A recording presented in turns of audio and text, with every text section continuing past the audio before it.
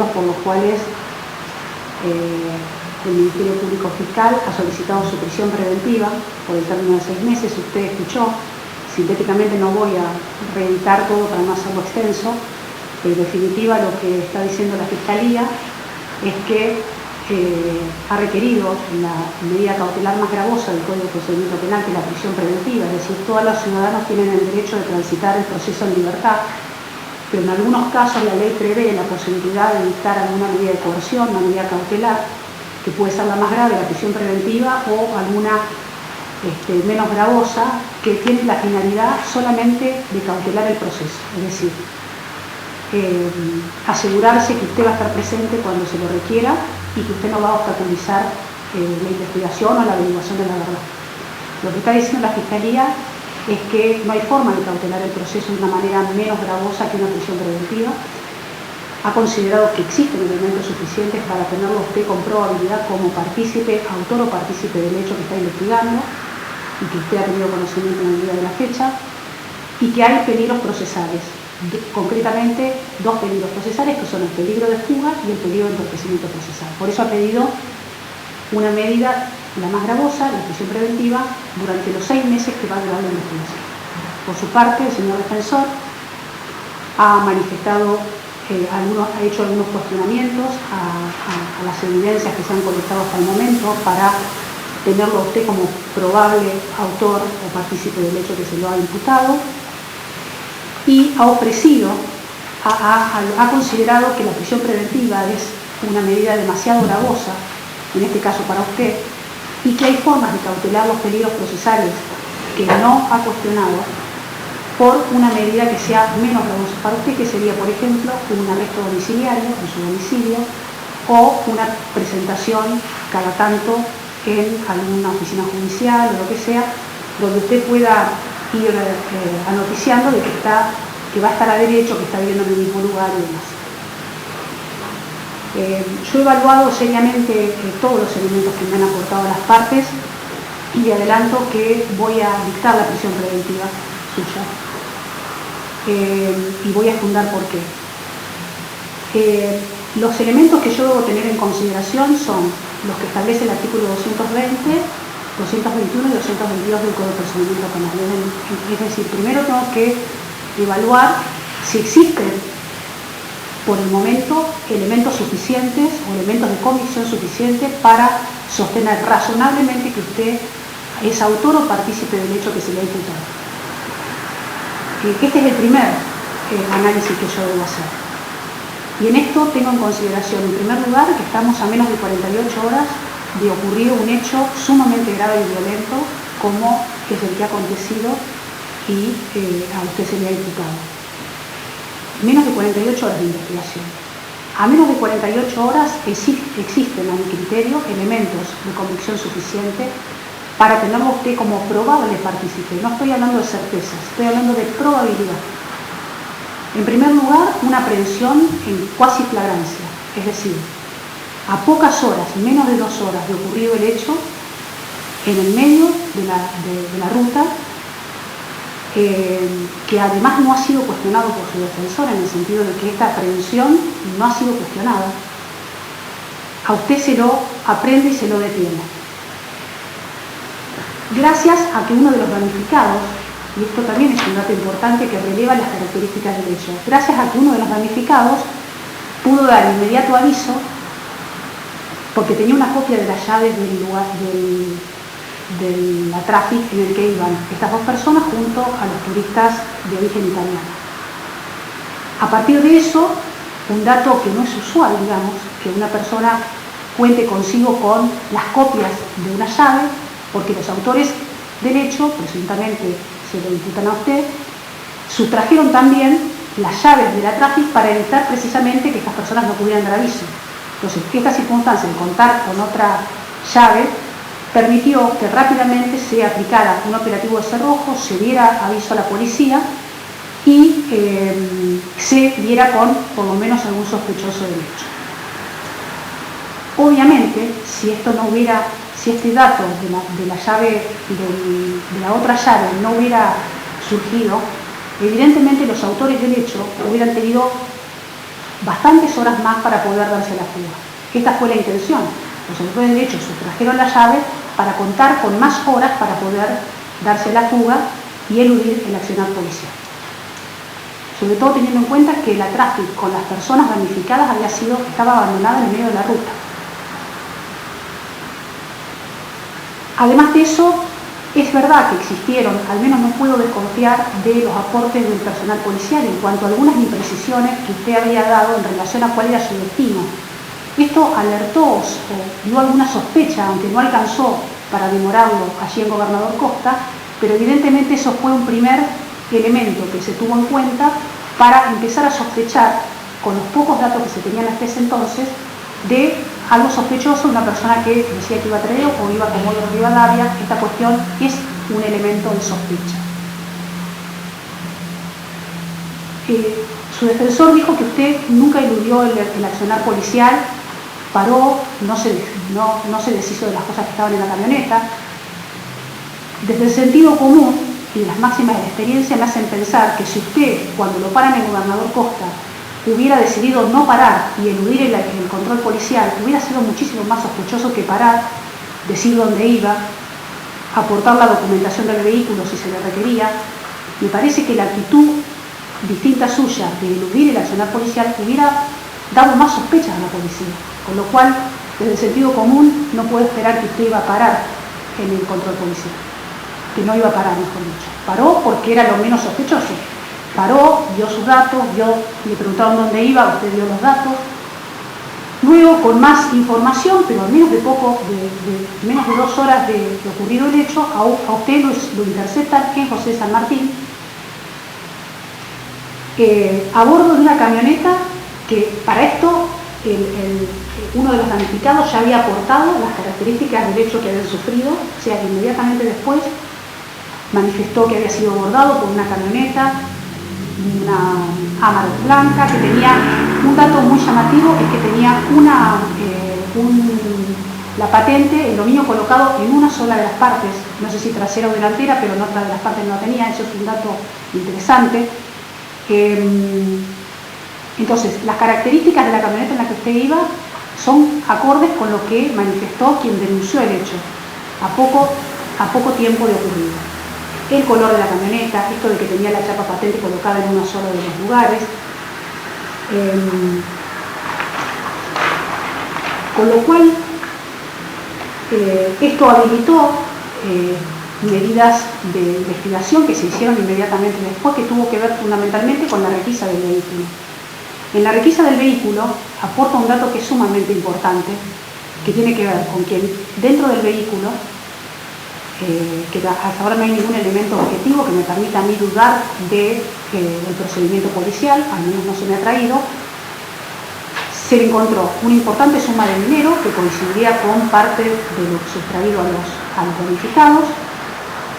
Un dato muy interesante también es un cuchillo con iniciales de una de las personas damnificadas.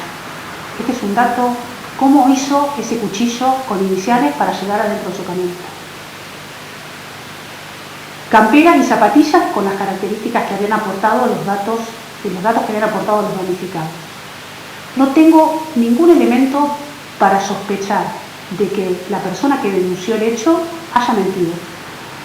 No tengo ningún elemento para pensar que las cosas no fueron como dijeron las personas que fueron entrevistadas, los damnificados. Es decir, que fueron abordados en la ruta por una Amarok con 2 personas, encapuchadas, con armas de fuego, que los maniataron, que los lesionaron. De hecho, está certificada la lesión de uno de los damnificados.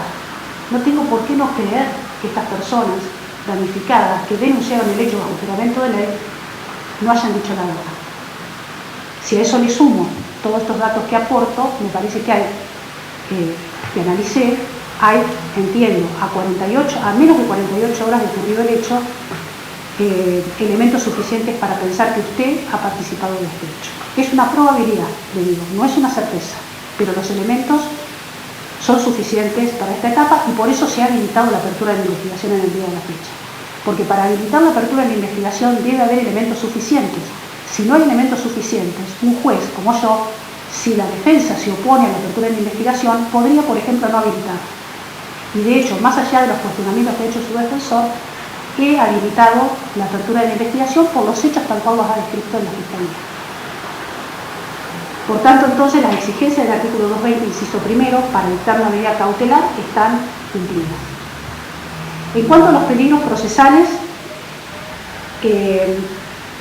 lo que se requiere también, igual que cuando hay elementos en el caso de las evidencias, lo que requiere la ley para evitar la prisión preventiva en cuanto a la evaluación de los peligros procesales es presunción razonable, no certeza. Yo no puedo saber si usted va a eludir la acción de la justicia o va a entorpecer. No tengo la certeza de que eso vaya a ser así o no.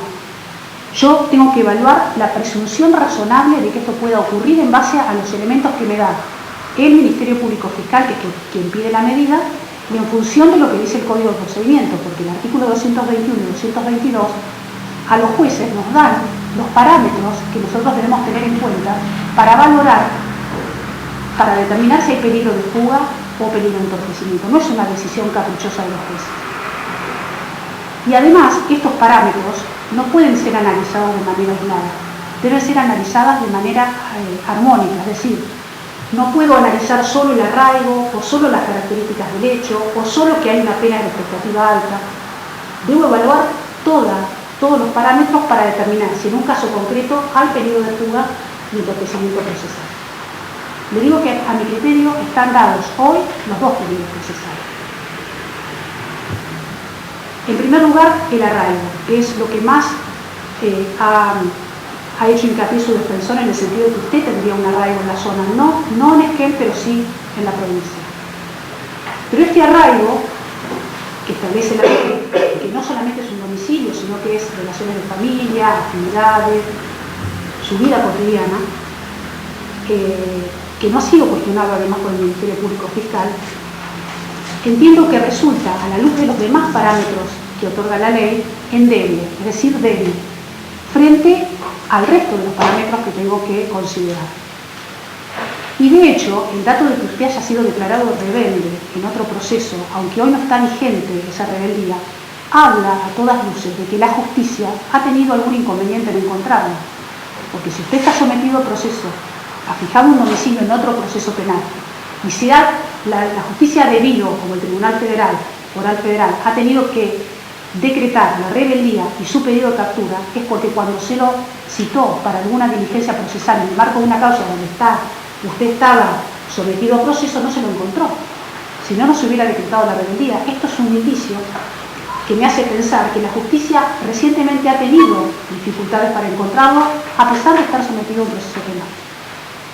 O sea que el arraigo y el domicilio que usted ha dado es endeble. Y es endeble además por los otros parámetros que otorga la ley. Por ejemplo, en relación a las características del hecho por el cual usted está siendo investigado en esta ciudad. Un hecho que coincido con la Fiscalía es que es un hecho grave, atípico para la zona, violento, que habla de un grado de organización o de inteligencia previa, o sea, abordar en una camioneta a un contingente de turistas italianos habla de características atípicas y de cierta inteligencia y organización, a mi criterio. Un hecho grave, violento, las personas fueron maniatadas, interceptadas en el medio de la ruta, con armas de fuego, se puso en riesgo la integridad física y la vida de las personas. Cuando una persona va a robar, comete un delito contra la propiedad, llevando un arma de fuego, aunque todavía la existencia del arma de fuego surge hasta ahora, a menos de 48 horas, por los dichos de los damnificados. No tengo por qué no creer que ha sido así. Es verdad que no se han hallado armas todavía, pero eso no significa que no existan las armas, porque los damnificados dicen que fueron apuntados con armas, que fueron golpeados.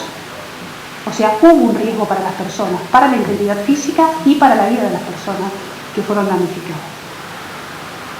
Además, entre los damnificados, 9 personas turistas que han venido a la Argentina a pasear. O sea que el daño generado es un daño importante y habla de las características del hecho.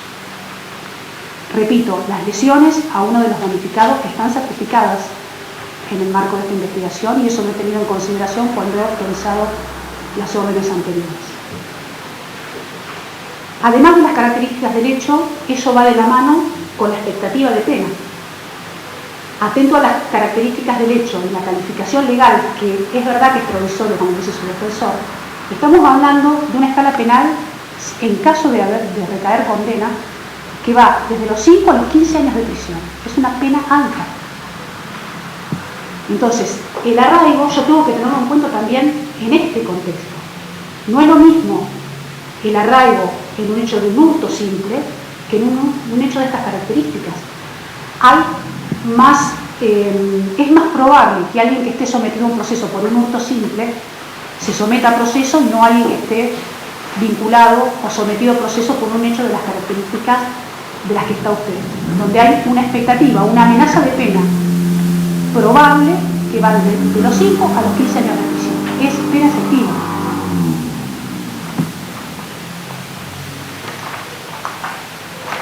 Los antecedentes penales que no han sido cuestionados por su defensor es un elemento más, no es el único, pero es un elemento más que yo tengo que considerar. El inciso cuarto del artículo 221 del Código de Procedimiento Penal le da también esta herramienta, este parámetro a tener en consideración por los jueces. El hecho que usted tenga sentencias condenatorias anteriores, aunque estén cumplidas, por hechos similares con igual identidad al que está sometido usted en este momento, es un parámetro que debo considerar. Además, hay 2 declaraciones de reincidencia. No es el único hecho, pero no es la única circunstancia que tengo en cuenta, pero se suma todo lo anterior, ¿me entiende? Y en cuanto al peligro del entorpecimiento procesal, que está relacionado con todo lo que vengo analizando, tengo en consideración que hay una otra persona, que sería el coautor del hecho, porque los unificados hablan de 2 sujetos. Es verdad que está identificado, pero todavía no ha sido habido. Está identificado, pero todavía no contamos con esta persona en una audiencia como para tenerlo sometido a proceso. Además, restan elementos sustraídos que todavía no han sido encontrados. Y estamos a 48 horas de ocurrir, a menos de 48 horas de ocurrido el hecho. La precariedad de la investigación y el poco tiempo de la investigación también es un dato a tener en consideración para determinar que usted en libertad podría entorpecer de alguna manera estas diligencias que están pendientes, el hallazgo del coautor, el hallazgo del resto del botín, la declaración de otros testigos. Al menos yo tengo la grave sospecha de que usted en libertad podría entorpecer, no es una certeza, pero tengo una grave sospecha, de acuerdo a las características de todos estos elementos que analizo, de que usted en libertad podría entorpecer de algún modo, teniendo en consideración el estado en el que está la investigación de este hecho tan grave, podría entorpecer algún tipo de diligencias que además he autorizado en el día de la fecha, una serie de diligencias más que no he tenido el Ministerio Público Fiscal. No alcanza, a mi criterio, al menos por el momento, la cautela de estos peligros procesales con las medidas sustitutivas que me ha ofrecido su defensor. Entiendo que el arresto domiciliario, mucho menos una presentación semanal en la oficina judicial de Rawson, en este momento podría cautelar el proceso penal, teniendo en consideración todos estos otros elementos que he considerado, por lo menos por el momento. Y como digo por el momento, también debo decir que considero que es excesivo el periodo de 6 meses de prisión preventiva.